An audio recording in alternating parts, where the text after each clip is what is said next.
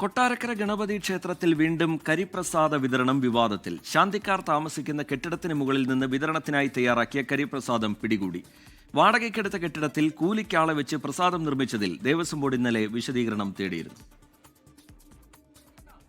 മേൽശാന്തി വാടകയ്ക്കെടുത്ത വീട്ടിൽ ക്ഷേത്രത്തിലെ പ്രസാദം തയ്യാറാക്കിയത് ഇന്നലെ വലിയ വിവാദങ്ങൾക്കിടയാക്കിയിരുന്നു. വിഷയത്തിൽ റിപ്പോർട്ട് തേടിയെന്നും കുറ്റക്കാരായ ഉദ്യോഗസ്ഥർക്കെതിരെ നടപടിയെടുക്കുമെന്നും Thiruvithamkoor Devaswom board president PS Prasanth വ്യക്തമാക്കി. ഇതിന് പിന്നാലെയാണ് ശാന്തിക്കാർ താമസിക്കുന്ന കെട്ടിടത്തിന് മുകളിൽ നിന്ന് കരിപ്രസാദ നിർമ്മാണം നടത്തുന്നുവെന്ന വാർത്ത പുറത്തു വന്നത്. 1.5 മണിക്കൂറായി 1.5-2 മണിക്കൂറായി ഉന്നത അധികാരികൾ വിഷയത്തിൽ ഹൈന്ദവ സംഘടനകൾ പ്രതിഷേധവുമായി രംഗത്തെത്തി. ഇന്നലെ ദേവസ്വം അസിസ്റ്റന്റ് കമ്മീഷണർ നടത്തിയ പരിശോധനയിൽ വാടക വീട്ടിൽ നിന്ന് മദ്യക്കുപ്പികളും കണ്ടെത്തിയിരുന്നു. സംഭവത്തിൽ ദേവസ്വം വിജിലൻസും അന്വേഷണം ആരംഭിച്ചു. 24 കൊല്ലം.